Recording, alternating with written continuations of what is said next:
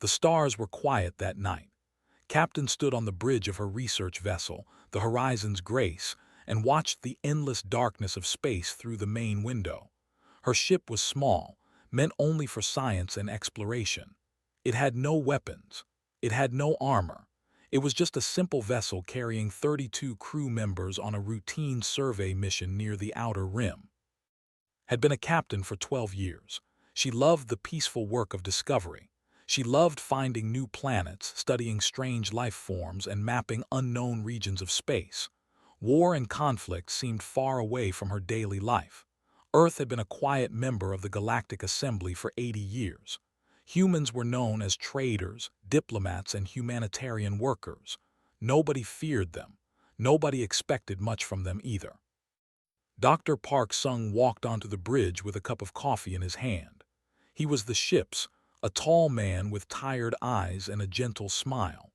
He had spent the last 3 days studying samples from a nearby moon, and he looked exhausted. "Anything interesting out there?" he asked. Shook her head. "Just stars, same as always." But then Lieutenant So, the communications officer, suddenly sat up straight at her station. Her fingers moved quickly across her console. Her face turned pale. "Captain," she said, her voice shaking, "I am picking up a distress signal. It is coming from Refuge Point." His heart dropped. Refuge Point was a neutral space station located 2 hours away at maximum speed. It was home to over 200,000 civilians from 12 different species. Among them were 3,000 humans, researchers, engineers, and their families. The station was supposed to be safe. It was protected by galactic law. No one was allowed to attack it. "What kind of distress signal?" asked. So's hands trembled as she read the data. "They are under attack. A massive fleet just appeared out of nowhere. The station's defenses are failing." Sung dropped his coffee cup. The hot liquid spilled across the floor, but nobody noticed. "Who is attacking them?" demanded. So looked up with fear in her eyes. "The Dominion." Everyone on the bridge went silent. They were one of the most dangerous empires in the galaxy. They were a militaristic species that believed in conquest and power. They had been expanding their territory aggressively for decades, swallowing smaller civilizations and crushing anyone who stood in their way. Their ships were massive. Their weapons were deadly. Their soldiers knew no mercy. "How many ships?" asked quietly. So checked her readings twice before answering. 200, maybe more. Closed her eyes. 200 warships against a station with minimal defenses. The civilians had no chance. The 3,000 humans had no chance. Children, families, innocent people, all of them would die if no one helped. "Set course for Refuge Point," ordered. "Maximum speed." Sung grabbed her arm. "Captain, we have no weapons. What can we possibly do?" Pulled her arm free. "We can broadcast a distress signal. We can call for help. And if nothing else, we can show those people that someone came for them." The Horizon's Grace turned and accelerated toward the station. The 2-hour journey felt like an eternity. So kept receiving updates from Refuge Point. The had surrounded the station. They were demanding complete surrender. When the station's council refused, the bombardment began. By the time the Horizon's Grace arrived, the situation was worse than had imagined. The station's outer hull was already damaged. Fires burned in multiple sections. Escape pods were launching, but fighters were shooting them down. Debris floated everywhere. And in the center of it all, the massive warships circled like predators around wounded prey. "Open all communication channels," commanded. "Broadcast on every frequency." So did as ordered, took a deep breath and spoke. "This is Captain of the Earth research vessel Horizon's Grace. We are broadcasting an emergency SOS on behalf of Refuge Point. 200,000 civilians are under attack by the Dominion.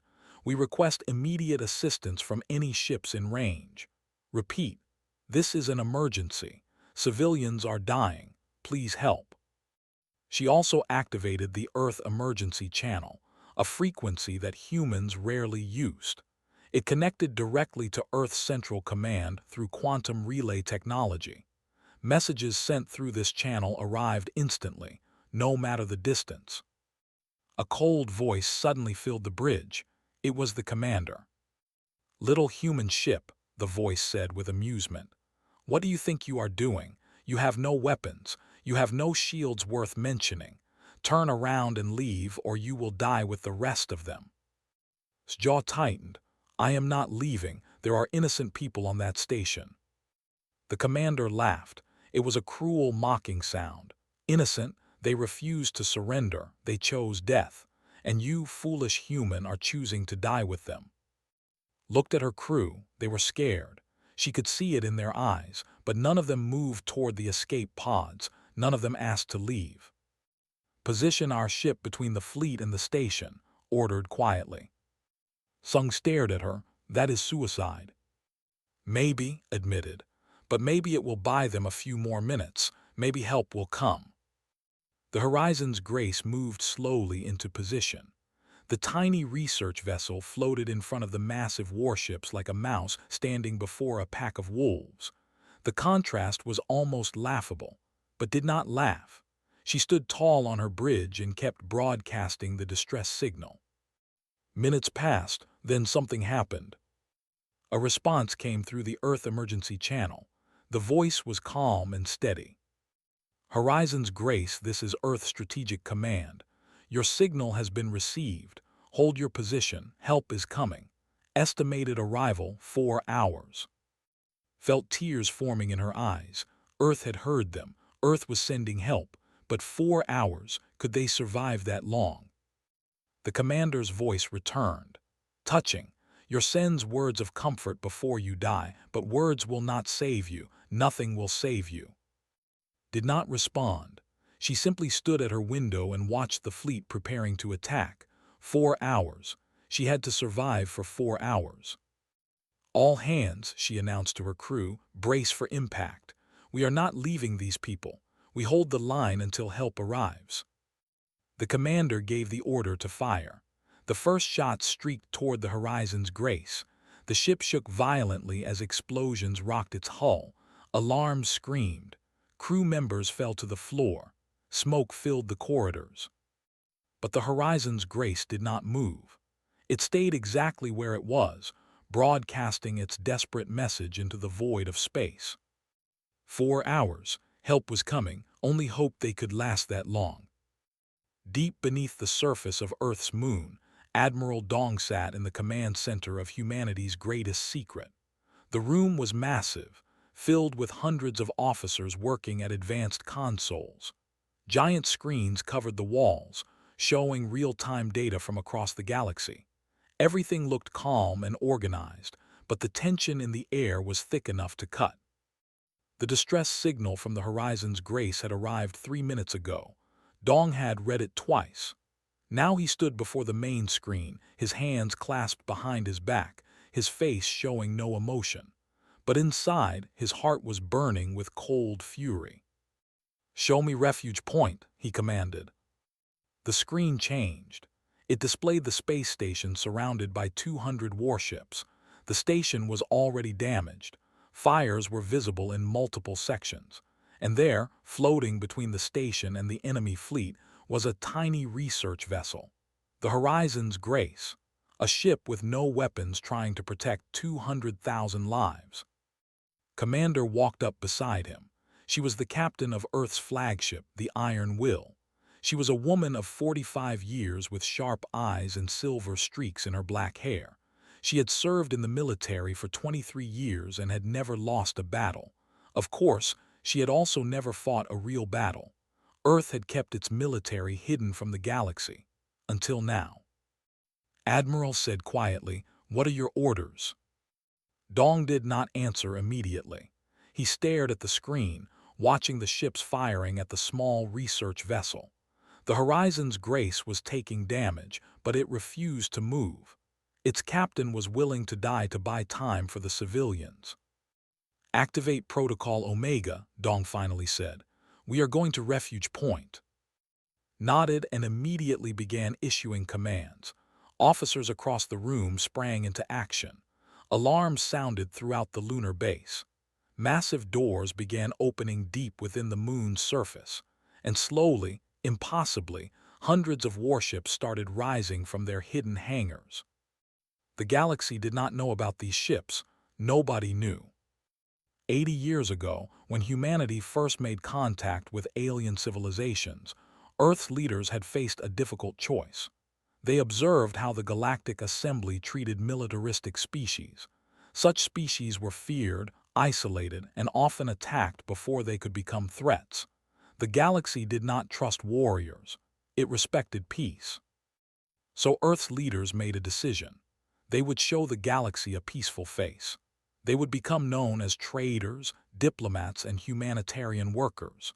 They would smile and shake hands and help wherever they could. But secretly, hidden away where no one could find them, they would build the most powerful military force the galaxy had ever seen. They studied every species. They learned every weapon. They analyzed every defense system. Then they built counters to all of them. They developed technology that surpassed anything in the known galaxy. They trained soldiers who could fight in any environment. They prepared for the worst while hoping they would never need to use any of it. For 80 years the secret held. Earth's military grew in the shadows, waiting for the day when they might be needed. And now that day had come. General Shin Ho, head of Earth's ground forces, joined Dong at the command center.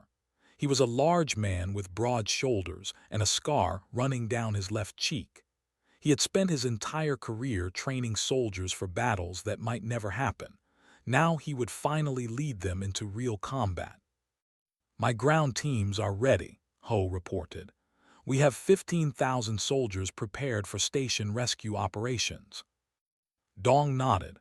"They have already breached the station's outer sections. Your teams will need to clear them out and protect the civilians." "Understood," Ho said with a fierce grin. "My soldiers have been waiting their whole lives for this." On the screen, the horizon's grace shook under another volley of enemy fire. The ship was falling apart, but it still held its position, still broadcasting, still refusing to run. Commander returned to Dong's side. "Admiral, the fleet is ready. 400 warships, including all 12 dreadnoughts. We can launch in 15 minutes. "Launch immediately," Dong ordered, "and open a channel to all ships." Gave the command. Moments later, Dong's voice echoed through every vessel in the hidden fleet. "Soldiers of Earth," he began, "for 80 years we have watched and waited. We built our strength in secret, hoping we would never need to use it. But today our people are dying. A small research vessel is standing alone against 200 enemy warships, trying to protect innocent lives. They called for help, and we will answer." He paused, letting his words sink in. "When we arrive at Refuge Point, the galaxy will learn the truth about humanity. They will see what we have hidden for so long. Some will fear us, some will hate us. But the civilians on that station, human and alien alike, will know that when they called for help, Earth came for them. That is who we are. That is what we do. Now let us show them what happens when they threaten our people." The fleet began to move. 400 warships rose from the moon's surface and accelerated into open space. They were magnificent vessels, sleek, powerful, and armed with weapons that no species had ever seen. At the center of the formation flew the Iron Will, the largest and most powerful ship in the fleet. Commander stood on its bridge, watching the stars streak past as they engaged their experimental faster-than-light drives. Normal galactic FTL technology would take 8 hours to reach Refuge Point. Earth's drives would get them there in 4. Another secret, another surprise. Addressed her crew. "For 80 years our ancestors built this ship and ships like it. They trained us. They prepared us. They gave us everything we needed to protect our people. Today we honor their sacrifice. Today we fight." Her crew responded with determined silence. They were ready. Back at Refuge Point, the horizon's grace was barely holding together. Half its systems were offline. 3 crew members were dead. Captain had a cut on her forehead that dripped blood into her eye, but she refused to leave the bridge. She kept broadcasting the distress signal. She kept her ship in position. "Captain," Lieutenant So said weakly, "our shields are gone. Hull integrity is at 30%. One more direct hit and we are finished." Wipe the blood from her eye. "How long until help arrives?" 3 hours 42 minutes. It was impossible. They could not last another 10 minutes, let alone almost 4 hours, but refused to give up. She had promised to hold the line, and she would keep that promise until her last breath. The commander's voice filled the bridge again. "Stubborn little humans, you impress me with your foolishness, but now you die." Watched the enemy fleet preparing for a final attack. She closed her eyes and thought of her family back on Earth. She thought of the children on the station she was trying to protect. She thought of all the lives that might be saved if she could just hold on a little longer. Then space itself seemed to tear open. A massive ripple of energy exploded across the battlefield. Light bent and twisted. And suddenly, impossibly, 400 warships appeared out of nowhere. They were Earthships, human ships, and they were enormous. Stared in disbelief. She had never seen anything like them. Nobody had. The ships were beautiful and terrifying at the same time, sleek designs covered in weapons that pulsed with strange energy. A new voice came through the communication channel. It was calm, confident, and unmistakably human. "Horizon's Grace, this is Commander of the Earth Strategic Defense Force flagship Iron Will. We have arrived. Stand down and begin rescue operations. We will handle the from here." Tears streamed down his face. "You came," she whispered. "You actually came." "Of course we did," replied. "You called for help, we answered." The fleet had frozen in confusion. 200 warships now faced 400, and these human ships were not small research vessels. These were weapons of war. The galaxy was about to learn the truth about humanity. Warlord R stood on the bridge of his command ship and stared at the human fleet with all 4 of his yellow eyes. He could not understand what he was seeing. Humans were supposed to be weak. They were traders and diplomats. They had no military. Every intelligence report said the same thing. And yet, 400 massive warships now floated before him, blocking his path to Refuge Point. Where did they come from? He demanded of his officers. How is this possible? Nobody had an answer. Admiral Dong's voice echoed through every ship in the area, and human alike. It was transmitted on all frequencies, calm and steady. "This is Admiral Dong of the Earth Strategic Defense Force. You have attacked a neutral station. You have killed innocent civilians. You have fired upon our people. I am giving you one chance to withdraw your fleet immediately.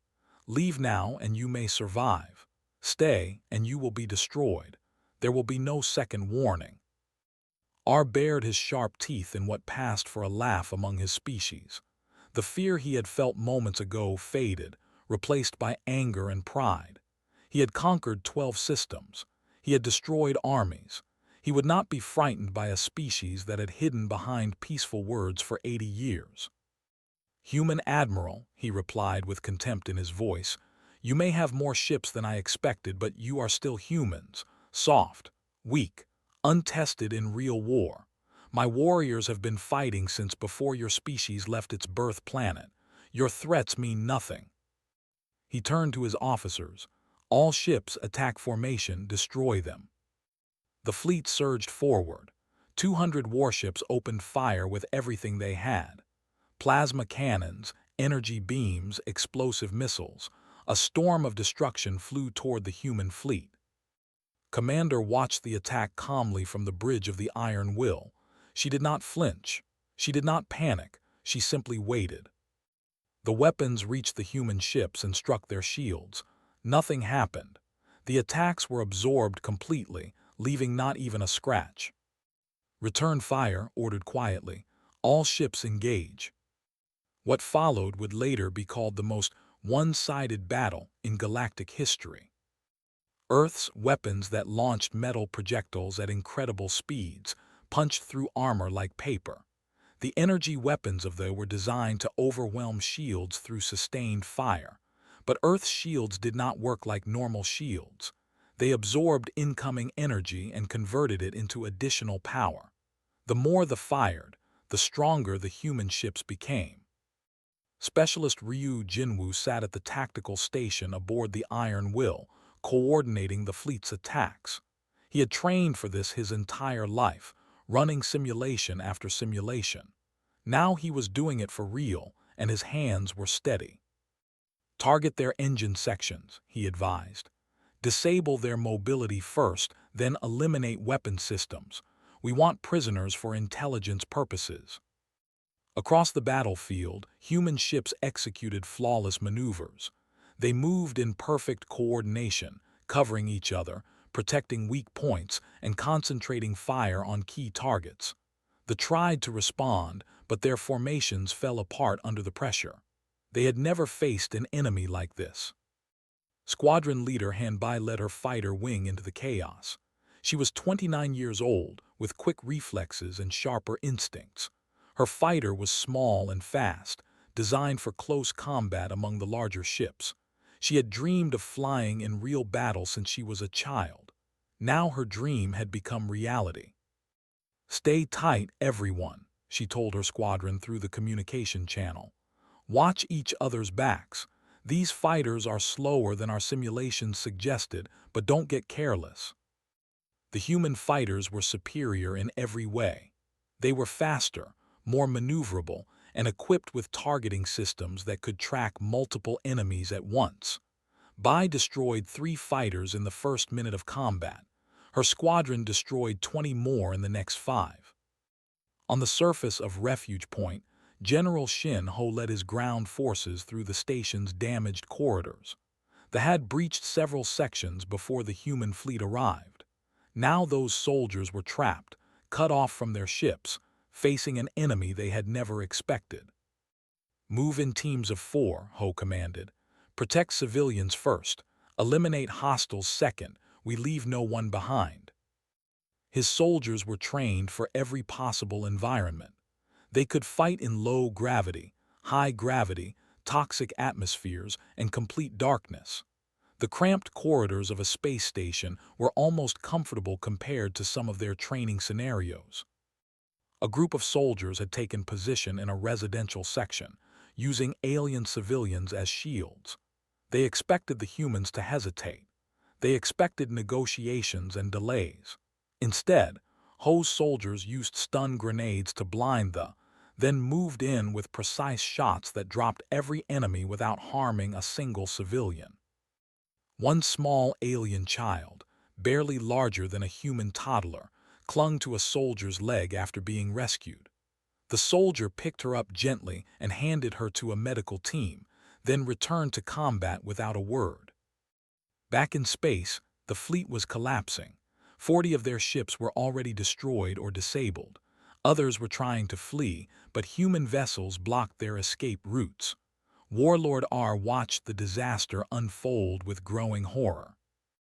"This is impossible," he whispered. "They were supposed to be weak." His second-in-command approached him nervously. "Warlord, we must retreat. We cannot win this battle." R struck him across the face, sending him crashing to the deck. "I do not retreat. I have never retreated." But the reality was undeniable. His fleet was being systematically destroyed by an enemy that seemed to know exactly how to counter every tactic. Human ships anticipated his formations before he gave orders. Human fighters appeared wherever his forces were weakest. It was as if the humans had spent decades studying the military, learning every strength and every weakness. Which of course they had. Commander watched the battle from her bridge with grim satisfaction. Every simulation she had run over the years had predicted this outcome. Earth's military had been built specifically to defeat any known threat in the galaxy. They were powerful, but they were predictable. They relied on aggression and numbers. They did not adapt well to unexpected challenges. "Status report," requested. Jinwoo checked his console. 87 ships destroyed, 43 disabled. We have lost 3 fighters and sustained minor damage to 2 cruisers. No casualties among capital ships. Nodded, continue the pressure. Do not let them regroup. On the station, General Ho's forces had cleared most of the breached sections. The soldiers who had invaded earlier were either dead, captured, or cornered. Civilians were being moved to safe zones deep within the station's core. Elder, the leader of Refuge Point's governing council, watched the human soldiers work with amazement. He was an ancient being from a species that had seen countless wars throughout galactic history. He had watched empires rise and fall, but he had never seen anything like this. The humans fought with terrifying efficiency, but they were also gentle with the rescued civilians. They offered water and medical care. They spoke softly to frightened children. They risked their own lives to save aliens they had never met. "Why?" asked one human soldier who was helping an injured alien to safety. "Why do you fight so hard for us? We are not your people." The soldier looked at him with calm eyes. "You called for help. That makes you our people." Had no response. In all his centuries of life, he had never encountered such a philosophy. Back in space, R made a desperate decision. He could not win, he could not escape, but he could still cause damage. "All remaining ships," he commanded, "target the station. If we cannot have it, no one will. Ram the station and destroy it completely." His remaining ships, barely 60 now, turned toward Refuge Point and accelerated. They would crash directly into the station, using their mass as weapons. It would kill everyone still aboard, including the soldiers still fighting on its surface. R did not care. Victory or destruction. There was no middle ground. Commander saw the maneuver forming and understood immediately what R was planning. "All ships intercept those vessels," she ordered. "Do not let them reach the station." The human fleet moved to block the attack, but there were too many ships heading in too many directions. Some would get through, and if even one of those massive warships hit the station at full speed, thousands would die. Made her decision without hesitation. Iron will take the lead, position us directly in the path of their largest vessel. Her crew looked at her with surprise, but nobody questioned the order. They had trained for this. They were ready to give their lives to protect others. The Iron Will moved forward, directly into the path of destruction. The largest warship was called the Eternal Conquest. It was R's personal vessel, twice the size of any other ship in his fleet. Now it was heading directly toward Refuge Point at maximum speed, aimed at the station's central hub where most of the civilians had gathered. If it hit, over 100,000 people would die instantly. Commander stood on the bridge of the Iron Will and watched the massive enemy ship approaching. She had already given the order. Her flagship would intercept the Eternal Conquest before it could reach the station. The collision would be catastrophic, but it would save thousands of lives. "All non-essential crew, evacuate to the escape pods," she commanded calmly. "I need only a skeleton team to pilot the ship. Everyone else get out now." Her first officer, a young man named Lee Sung-min, stepped forward. "Commander, I am staying." "Me too," said the helmsman. "And me," added the weapons officer. Within seconds, 30 crew members had volunteered to stay, looked at them with pride and sadness. These were her people. They were willing to die with her. "Very well," she said quietly.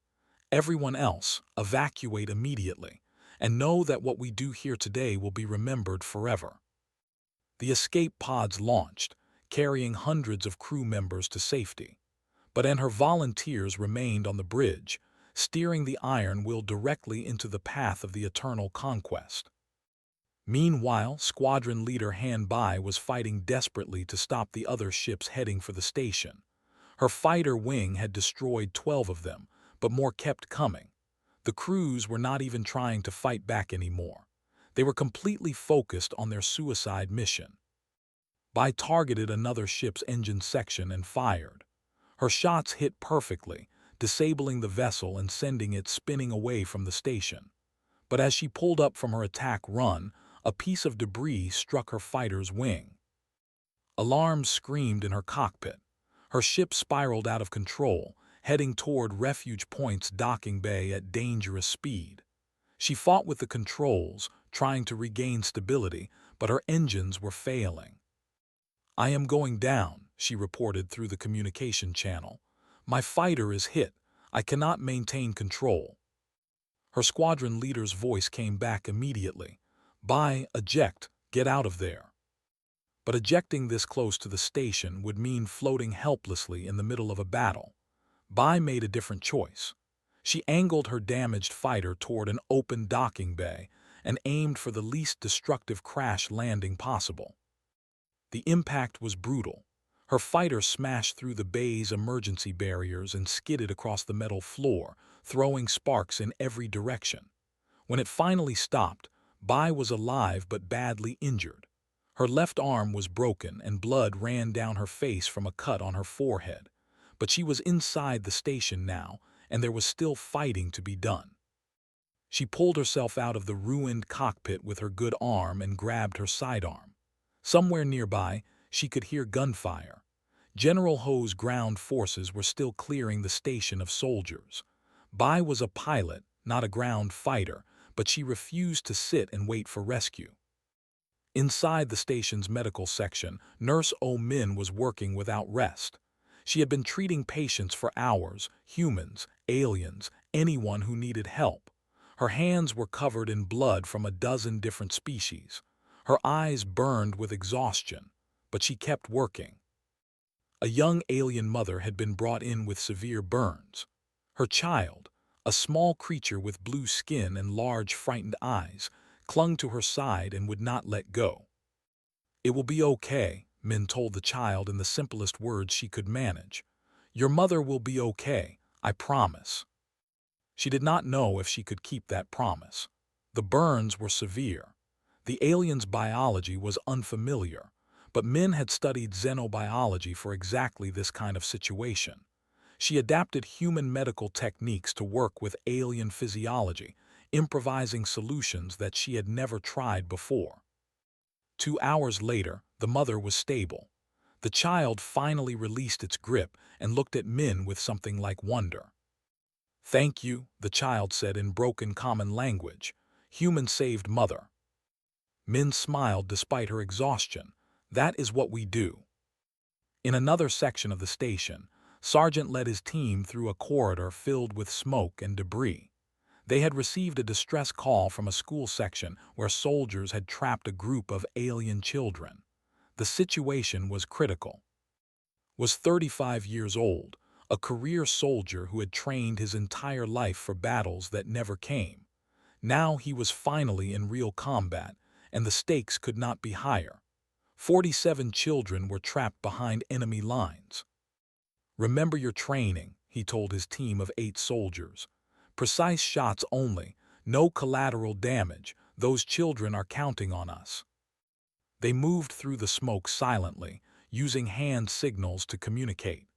The soldiers had set up a defensive position at the end of the corridor, using the school's entrance as a. There were 12 enemy fighters, well-armed and ready. His team struck without warning. Grenades blinded the first. Then his soldiers moved in with perfect coordination, each one covering a specific zone of fire. The entire engagement lasted less than 15 seconds. 11 soldiers fell, 1 surrendered. But the victory came at a cost. 3 of soldiers were wounded. One, a young woman named Private, had taken a plasma shot to her chest. She was alive but badly hurt. "Get her to medical," ordered. "The rest of you secure the children." He stayed with until the medical team arrived. Her eyes were glazed with pain, but she managed to smile. "Did we save them?" she asked weakly. "The kids?" "We saved them," confirmed. "All 47 because of you." Closed her eyes with relief. "Good, that is good." Back in space, the Iron Will was seconds away from collision with the Eternal Conquest. Commander gripped her command chair and watched the massive enemy ship filling her. "It has been an honor serving with all of you," she said to her remaining crew. But just before impact, something unexpected happened. Admiral Dong's voice came through the communication channel. "We have a solution. On my mark, all engines full reverse." Did not question the order. All engines full reverse now. The Iron Will's engines fired at maximum power, slowing the ship dramatically. At the same moment, 4 other human vessels fired concentrated volleys at the Eternal Conquest's midsection. The combined impact did not destroy the ship, but it changed its trajectory just enough. The Eternal Conquest grazed the Iron Will instead of hitting it directly. The collision was still devastating. Both ships were heavily damaged. The Iron Will lost its entire portside section. Power failed across multiple decks. Commander was thrown from her chair and struck her head against a console. But both ships survived, and most importantly, Refuge Point was saved. Elder watched from the station's observation deck as the human flagship drifted away from the vessel, smoke and debris trailing behind both ships. He had seen the Iron Will position itself to absorb the impact. He had witnessed humans sacrificing their own ship to protect aliens they had never met. "Why?" he whispered again, still unable to understand. "Why would they die for us?" A human medic nearby heard his question and paused in her work. "Because you asked for help," she said simply. "When someone asks for help, you answer. That is what it means to be human." The battle was nearly over. Only a few ships remained, and they were fleeing in all directions. Warlord R's flagship was crippled, spinning slowly through space. His fleet was destroyed. His mission had failed completely. On the bridge of the damaged Iron Will, Commander regained consciousness. Blood covered her face and her left arm hung uselessly at her side, but she was alive. "Status report," she croaked. Sung-min, her first officer, helped her sit up. "We survived, Commander. The station is safe. They are retreating." Allowed herself a small smile. "Good. What about casualties?" 8 ships lost, approximately 300 crew members killed, many more wounded. Sung-min's voice was heavy. "But we saved over 200,000 civilians." Nodded slowly. 300 lives for 200,000. It was a terrible math, but it was the math of war. Her people had known the risks. They had accepted them willingly. "Get me a communication channel to all our ships," she ordered, "and to the station." When the channel opened, she spoke clearly despite her injuries. "This is Commander. The battle is over. We have won. To everyone who fought today, human and alien alike, thank you. We came here to answer a call for help. We succeeded. Rest now. You have earned it."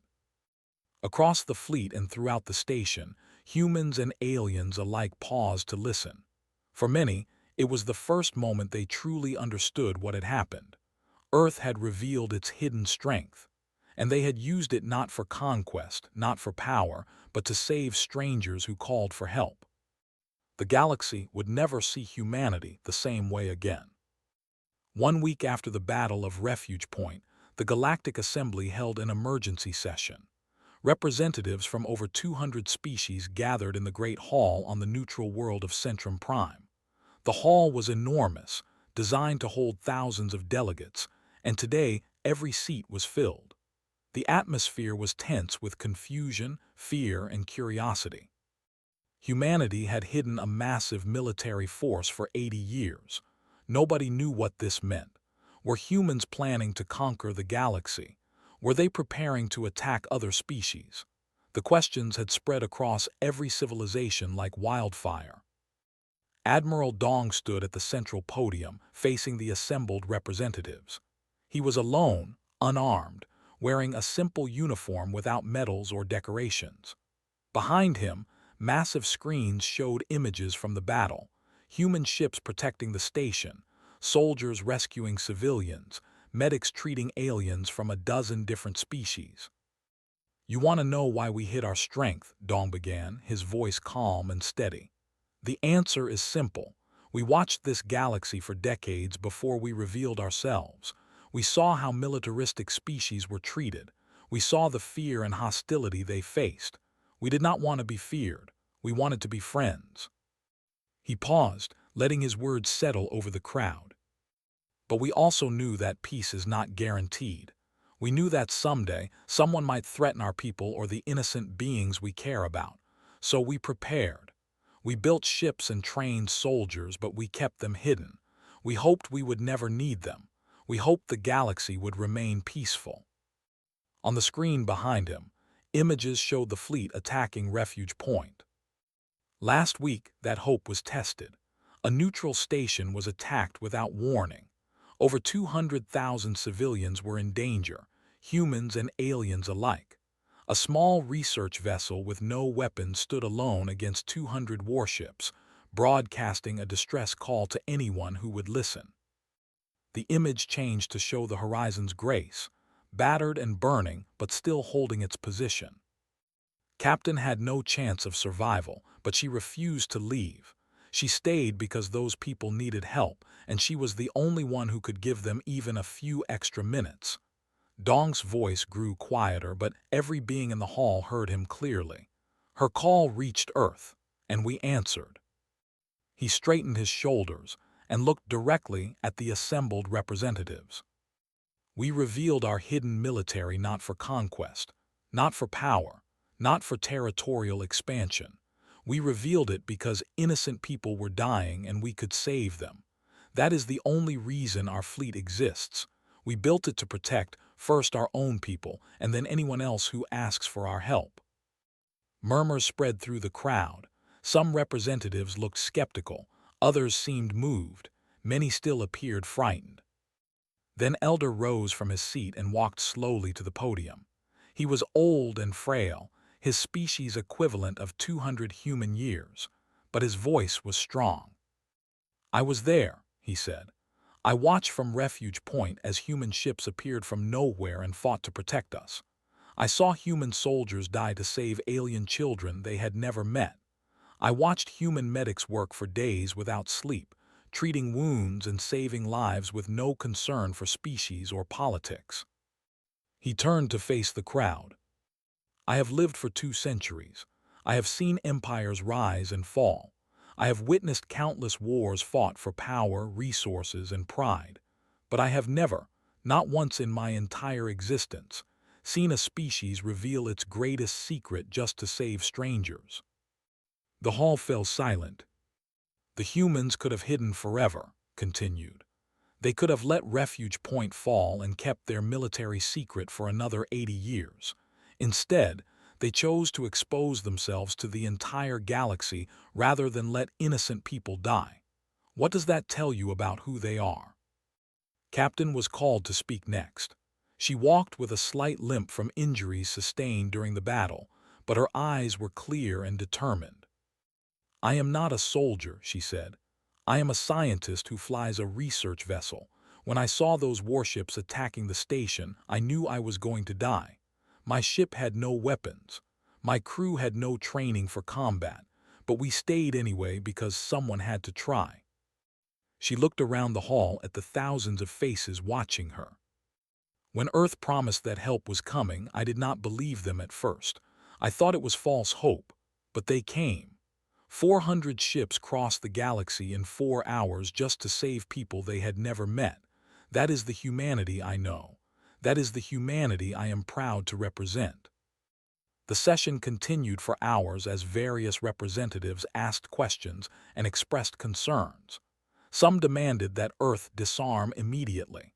Others proposed new alliance treaties. A few accused humans of manipulating the entire situation for political gain. But Admiral Dong answered every question with the same calm honesty. Yes, Earth had hidden its strength. No, they had no plans for conquest. Yes, they would continue to build their military. No, they would not apologize for protecting their people. "We are not asking for trust," he said near the end of the session. "Trust must be earned. We are simply telling you the truth about who we are. We are a species that prepares for the worst while hoping for the best. We are a species that answers when someone calls for help. If that makes us your enemy, then we have misjudged this galaxy. But I do not believe we have.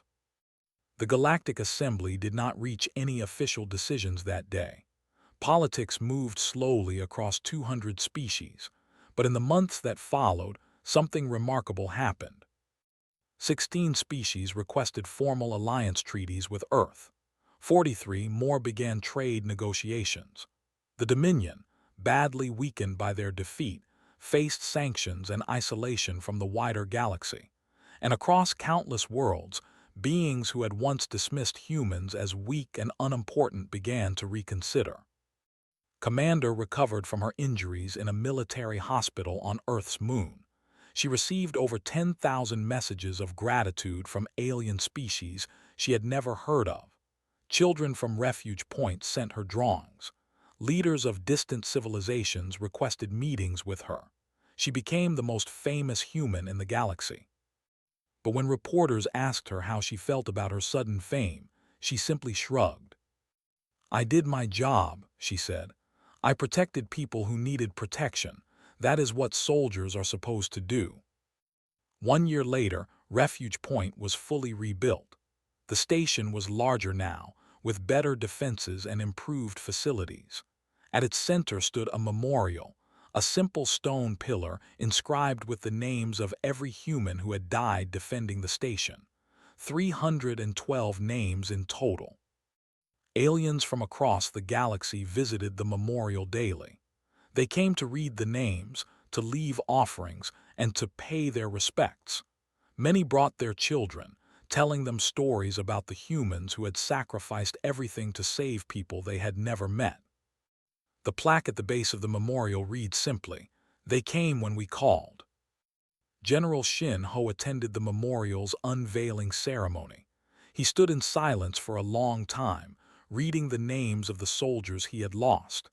Each one was a person he had trained, encouraged, and eventually led into battle. Their deaths weighed heavily on him. But he also remembered the 47 children sergeant's team had rescued. He remembered the thousands of civilians his soldiers had protected. He remembered the grateful faces of beings from species he could barely pronounce. It was worth it, he told himself. They would say it was worth it. That evening, a prisoner was being escorted through the station on his way to a transport ship. He would be returned to space as part of a prisoner exchange. As he passed the memorial, he paused and looked at the names. A human guard noticed him staring. "Do you understand now?" the guard asked quietly. "Do you understand why we fought so hard for this place?" The prisoner was silent for a long moment. Then he shook his head. "No," he admitted. "This station is mostly alien. Your species gained nothing from protecting it. Why did you risk so much for strangers?" The guard looked at the memorial, at the 300 names carved into stone. "Because they asked for help," he said simply. "That is enough." They had no response. He continued walking toward his transport, still unable to comprehend what he had witnessed. And across the galaxy, civilizations that had once ignored humanity began to tell a new story. The story of a species that hid its strength for 80 years, then revealed it only to protect the innocent. The story of ships that crossed the stars to answer a desperate call. The story of soldiers who died for strangers. The story of humans. Not conquerors, not warriors, just beings who answered when someone called for help. That was enough. That was everything.